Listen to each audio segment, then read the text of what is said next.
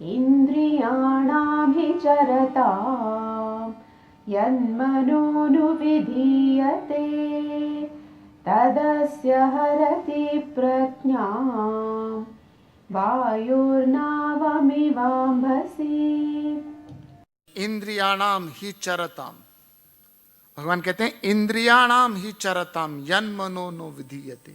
जिस तरह वायु जल में खड़ी हुई नौका को हर लेती है, उसी तरह मन जो विचलित हुई इंद्रियों के अधीन रहता है, बुद्धि को हर लेती है। मैंने आपको बताया था 60वें श्लोक में भगवान ने कहा इंद्रियां किसको हर लेती हैं?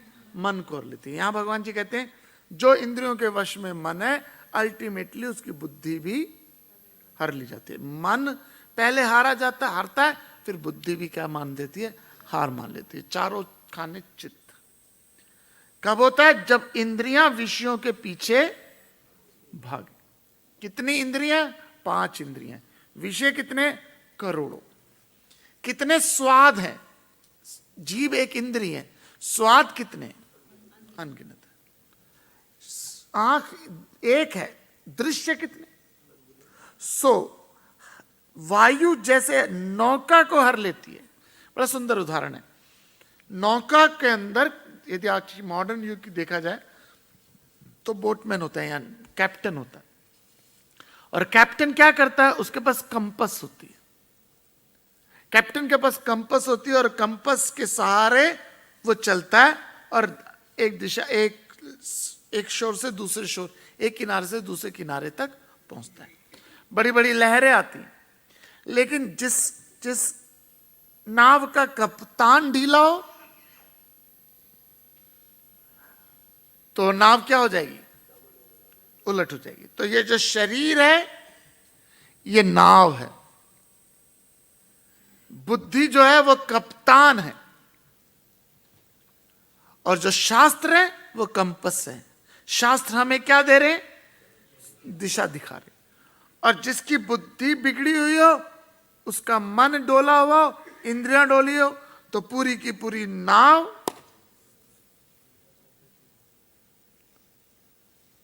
उदाहरण समझिए जरा, सिर्फ शब्दों की बात नहीं है। नाव जो है उसका मकसद क्या है? एक किनारे से दूसरे किनारे पे ले जाना। लेकिन अगर आप नाव में बैठे हो और उसका कप्तान ही नहीं है, तो आपकी मेरी जिंदगी का जो सबसे पॉजिटिव, सबसे इंपॉर्टेंट चीज है वो बुद्धि है। इसलिए मुकुट कहां पे आता है? बुद्धि है, सर है। आपके अंगूठे में चोट लग जाती है तो आप डिटोल लगा के गुजारा कर लोगे, खून निकलता है अंगूठे से। लेकिन यहां पे चोट लगती है तो एकदम अलर्ट हो जाओगे, सीटी स्कैन कराओगे, ये कराओगे। क्यों?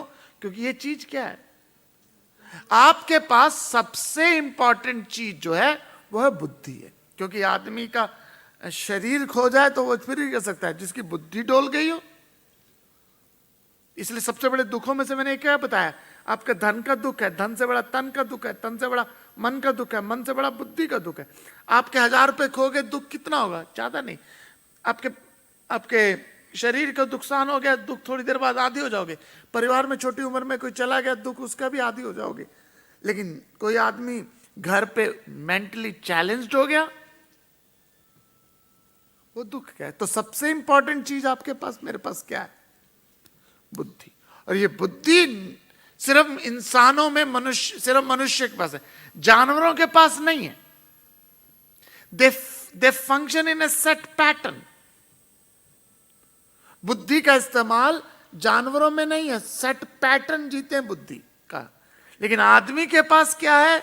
विवेक है, बुद्धि है।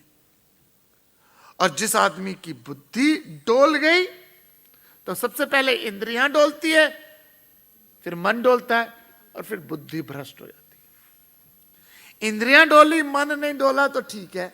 मन डोला, बुद्धि नहीं डोली तो भी कुछ चांसेस हैं। जिसकी बुद्धि डोल गई, जैसे मैंने बताया, इंद्रियां, मान लीजिए सिगरेट को किसी को शौक है, उसका मन सिगरेट के पीछे करता है, लेकिन उसकी बुद्धि उसे क्या कह रही है? ये गलत है, ये खराब है, इसलिए वो छुपा के करता है। हर काम जो छुपा के करते हो वो गलत है, और जो छपा के करते हो वो सही है।